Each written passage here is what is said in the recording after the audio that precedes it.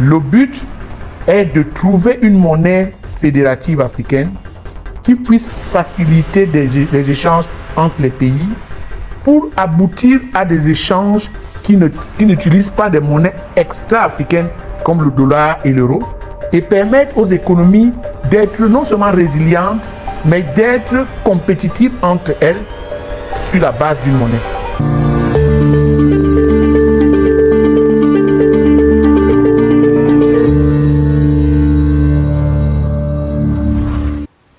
Bonjour et bienvenue sur la chaîne du bureau d'études AC Expertise, une chaîne sur laquelle on parle essentiellement d'expertise, mais d'expertise africaine. Parce que nous pensons que c'est grâce à la connaissance et avec l'expérience sur le terrain qu'on peut apporter un appui au développement de notre continent. Aujourd'hui, nous avons le plaisir d'accueillir un expert spécial, un expert assez connu en Afrique, à qui je vais laisser l'opportunité de se présenter lui-même. Bonjour, Monsieur Akoué. Je m'appelle Honoré Justin Mondomobé. Je suis, tel que disait Monsieur Akoué, un vieil expert en commerce international pour toute l'Afrique. Et puis, j'ai parcouru déjà près de 40 pays dans le domaine des réformes commerciales, des réformes économiques, du transfert de technologies, de l'assistance technique. Et c'est un plaisir pour moi de recevoir l'équipe de ACA Expertise chez moi. Et je pense que les échanges pourront aider tous les acteurs du domaine du commerce, du domaine de l'économie, du domaine du changement structurel des mentalités et du domaine des réformes économiques structurelles. Alors, merci Honoré de nous accueillir. Et comme tu l'as dit, nous allons parler des questions de réformes économiques, des questions de réformes commerciales. Et on va commencer par une actualité brûlante qui est celle de la ZLECAf. Alors, il y a la ZLECAf dont on parle beaucoup et je sais que tu as été très impliqué dans la ZLECAf dans plusieurs pays. Quels sont vraiment les avantages de cette ZLECAf et aussi quels sont les différents challenges que les États ont à accomplir, à surmonter pour pouvoir bien implémenter ce concept dans nos différents pays? Okay. La ZLECAf, qui est la zone de libre-échange continentale africaine, qui est une nouvelle réforme globale de l'Afrique, qui est à mon sens la plus grande réforme économique africaine de ce siècle. C'est un changement structurel des économies visant à optimiser les capacités nationales, visant à augmenter les échanges entre les pays africains et galvaniser la création d'emplois pour toute l'Afrique. Malheureusement, il y a beaucoup de défis encore. Pas de défis au niveau de la réforme, pas des défis au niveau de la réglementation, mais beaucoup plus au niveau de l'appropriation, au niveau des mentalités et au niveau de la compréhension de cette réforme. Ce qui fait que certains pays sont plus en avance que d'autres. Pourtant, tous ont signé le protocole en 2018 et presque tous, 54 pays, ont ratifié ce protocole-là au niveau des parlements. Mais je pense que la réforme est en train de faire son bout de chemin. Le but de la réforme, c'est quoi? C'est de permettre aux économies africaines d'échanger entre elles sans droits et taxes de douane, permettant non seulement aux produits d'arriver vers les marchés à bas coût, mais aussi aux produits d'avoir des débouchés compétitive et à l'Afrique d'augmenter les échanges inter-États. Donc le taux de douane dégressif devrait s'annuler au bout de 10 ans, à partir de 2021, pour être nul entre les pays africains. Et ce serait un record en termes de stratégie économique. Et ça se rapprocherait des marchés intégrés comme l'Union européenne et bien d'autres. Ok, merci Honoré. Pour ces explications. On va quitter l'intégration économique de la ZLECAf pour aller sur les questions relatives aux monnaies. Et quand on parle d'intégration sur les questions de monnaie, actuellement, pas beaucoup de l'écho, notamment en Afrique de l'Ouest, comme étant la monnaie des pays de la CEDEAO. Dans quelle mesure cette monnaie peut vraiment permettre cette intégration et quels peuvent être aussi les obstacles qui a à surmonter à nouveau pour vraiment le développement de cette monnaie, de telle manière à ce qu'elle puisse vraiment s'intégrer dans ces pays qui ont déjà actuellement différentes monnaies? Ok. Moi, je n'ai jamais vu l'écho. J'en ai entendu parler et jusqu'à présent, je pense qu'on est encore au niveau des spéculations. Okay. Mais ce dont je suis adepte, c'est qu'il y ait une monnaie africaine qui permette aux économies d'économiser les pertes dues aux frais de transfert. L'écho a été lancé, mais n'a jamais encore été créé. Et le but n'est pas de créer ou de lancer l'écho. Le but est de trouver une monnaie fédérative africaine qui puisse faciliter des échanges entre les pays pour aboutir à des échanges qui n'utilisent pas des monnaies extra-africaines comme le dollar et l'euro et permettre aux économies d'être non seulement résilientes, mais d'être compétitives entre elles sur la base d'une monnaie. Donc le but à terme de la ZLECAf, effectivement, c'est d'arriver à la création d'une monnaie, à un même marché monétaire, à un libre-échange, à une fusion économique permettant au pays d'échanger à moindre coût monétaire. Et la ZLECAf, avec la banque Africa Exim Bank, ont mis en place une monnaie qui est encore au niveau digital, mais qui va progressivement se mettre en place. Le mécanisme s'appelle le PAPAS. Le PAPS permet aux économies d'échanger sans transiter par des monnaies refuges telles que le dollar et l'éco. Parce que, comme disait le président Kenya, un Camerounais qui veut échanger avec un Sénégalais ou un Sénégalais qui veut échanger avec un Zimbabwéen, pourquoi est-ce qu'on doit utiliser l'euro ou le dollar? C'est ça le défi. Donc le but de la démarche, c'est d'arriver à une monnaie africaine qui économise tous ces frais que nous payons actuellement au dollar américain et à l'euro et qui optimise ses valeurs ajoutées pour la compétitivité des économies.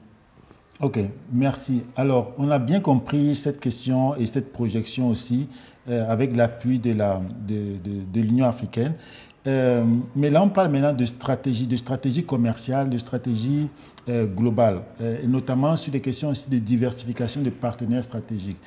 Dernièrement, il y a encore eu le sommet des BRICS avec ces différentes puissances qui émergent et qui souhaitent pouvoir se positionner. Mais pour l'Afrique, quel peut être l'intérêt pour l'Afrique de nouer des alliances commerciales et économiques avec les BRICS qui sont en train vraiment de se structurer? Est-ce que vous pensez que ça peut être des alliances productives, intéressantes? Auquel cas, quels sont les avantages et quels sont les risques d'un nouveau partenaire comme celui-ci?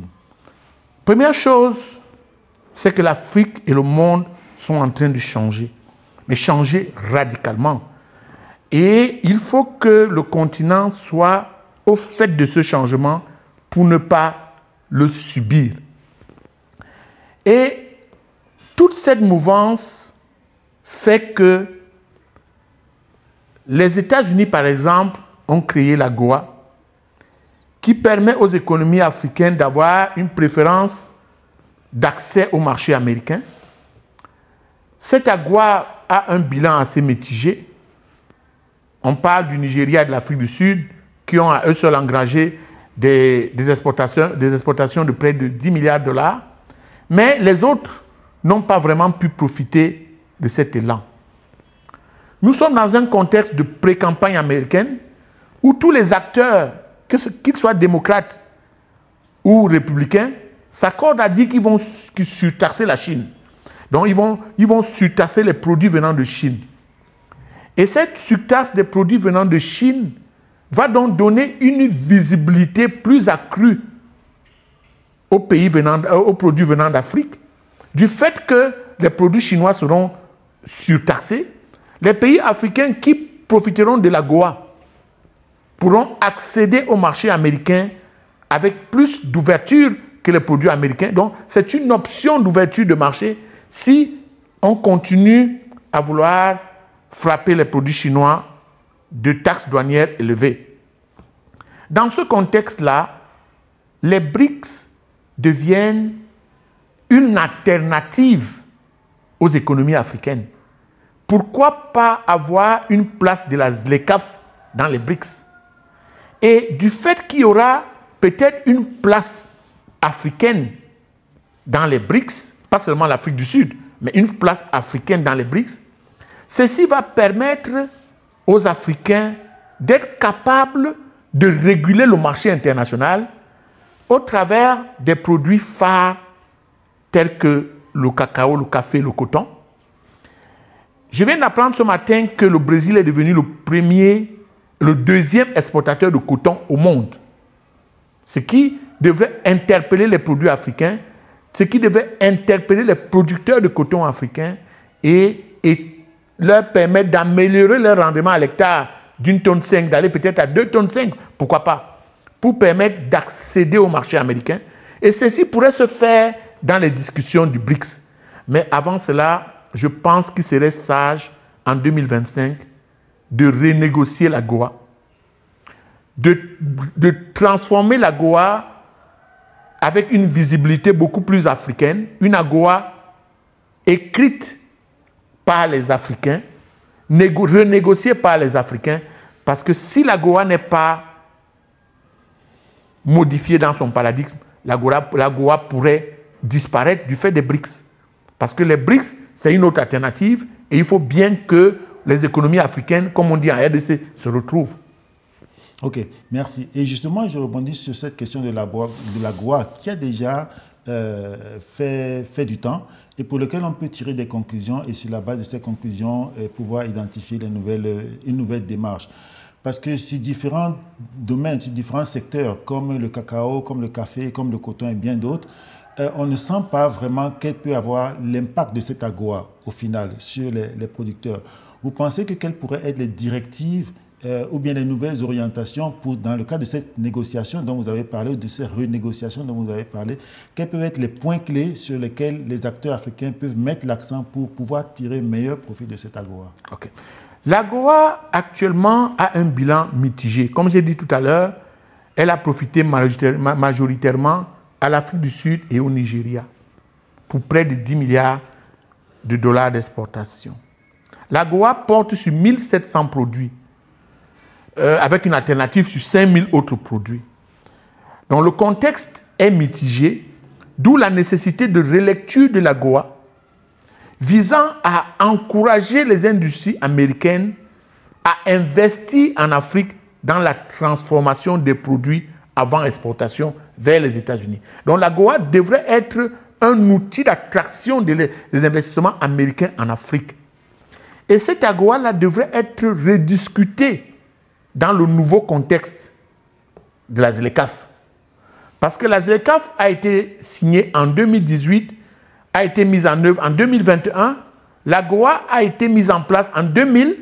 Donc il faut maintenant renégocier l'AGOA, relire l'AGOA dans le nouveau contexte pour permettre au secteur privé africain, parce que les exportations, ce sont les acteurs du secteur privé qui en profitent, ce n'est pas les fonctionnaires. Donc il faudrait une discussion au niveau des patronats africains qui intègre complètement la réalité de la transformation des produits africains, cacao, café, on vient de parler du coton, pour éviter que l'AGOA soit juste un acte, une réforme, mais pour que cette AGOA fasse profiter les économies africaines dans le contexte de la ZLECAf. On a beaucoup parlé d'économie africaine, d'économie régionale, mais ce n'est pas en Afrique que ce concept est le plus développé. Il y a des exemples de par le monde qui sont bien avancés, qui ont fait leurs preuves, qui continuent d'être face à des difficultés, mais ils trouvent des solutions. Vous pensez quelles peuvent être les meilleures leçons que les économies africaines peuvent tirer des succès et des échecs des autres organisations, des réformes régionales qu'il y a eu de par le monde? Okay. Il y a eu beaucoup d'efforts africains et par le monde de régionalisation.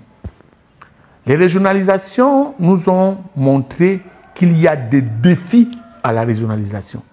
On a eu la SADC qui a une longueur d'avance différente du COMESA et du COMESA qui a une longueur d'avance différente de la CEDEAO et la CEEAC qui n'a pas encore pu prendre la vitesse.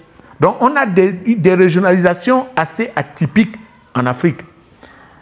La première leçon je ne peux pas parler d'échec parce qu'il y a des avantages pour chaque intégration régionale. La première leçon des REC, c'est que les économies ne sont pas homogènes. Donc, il faut les homogénéiser dans un climat général, dans un climat panafricain. La deuxième leçon, c'est que l'Afrique, c'est différentes monnaies, c'est différentes langues, c'est différentes cultures, c'est différentes religions. L'intégration de cette diversité est encore un défi. Et les politiciens ne veulent pas écouter le secteur privé. Il faut que tous ces changements désormais se fassent par les acteurs du secteur privé. Mais ma plus grande déception, c'est l'attentisme, le manque de leadership, le manque de créativité et d'innovation du secteur privé africain, qui est l'une des leçons qui devrait nous interpeller à travailler beaucoup plus avec ce secteur privé, pas seulement au niveau des conférences, au niveau des discussions, mais beaucoup plus au niveau fondamental du leadership que ce secteur privé doit prendre. D'où les patronats africains doivent se parler, doivent créer de la richesse et doivent être dans tous les débats économiques, pas seulement les politiciens. Ok, merci. Je pense que on a bien compris. En fait, on a essayé de parcourir globalement les défis des questions des réformes économiques en Afrique. Merci beaucoup pour ta disponibilité. C'est un plaisir. Voilà, je sais que tu es consultant avec plusieurs bailleurs, que tu es disponible pour pouvoir accompagner les structures qui peuvent avoir besoin de ton appui aussi. C'est un plaisir. Je pense que, très très sincèrement, le monde change, que nous le voulions ou pas. Les Africains n'ont pas de choix que de vite prendre le bateau du changement. La spéculation perd du temps. Et pour moi, vous allez dire que je suis ZLECAf, je suis convaincu que si tous les pays d'Afrique comprennent la ZLECAf, le développement de presque toute l'Afrique, 1,3 milliard de consommateurs, et la création d'emplois, ce sera un défi du passé. Ok, on a compris. Moi, ce que je retiens, c'est qu'il faut vite prendre le bateau du changement. Merci Honoré pour ta disponibilité. On est arrivé à la fin de notre échange. Au niveau du bureau ASEA Expertise, l'objectif que nous avons, c'est vraiment de valoriser les compétences africaines. Donc, venir chez Honoré et aller chez plusieurs experts qui font la renommée du continent africain, qui proposent leur expertise, c'est vraiment une activité sur laquelle nous mettons l'accent. Nous sommes naturellement disponibles à pouvoir aussi travailler avec plusieurs pour pouvoir chaque fois valoriser et montrer qu'on a de bonnes compétences sur l'Afrique avec lesquelles on peut la transformer. Merci. ASEA Consulting est la plateforme créée par le bureau d'études ASEA Expertise dans le but de connecter les experts et les consultants de divers domaines. Notre vision est de valoriser les compétences africaines en mettant en place un système de réseautage et de renforcement des capacités. Vous êtes consultant, vous cherchez de nouvelles opportunités, vous trouverez sur la plateforme des missions quotidiennes dans divers domaines qui y sont publiés. Nos webinaires thématiques vous permettent de mieux comprendre le marché, d'enrichir vos compétences et de profiter des conseils pratiques d'autres experts. Élargissez votre réseau en vous connectant à d'autres consultants, partagez votre expérience et créez de nouveaux consortia. Profitez des conseils pratiques et des ressources spécialement conçues pour optimiser votre activité de consultant. Rejoignez ASEA Consulting et faites partie de la communauté qui transforme le paysage du conseil en Afrique. Pour plus d'informations, veuillez nous contacter au numéro ci-après. ASEA Consulting, la valorisation de l'expertise africaine.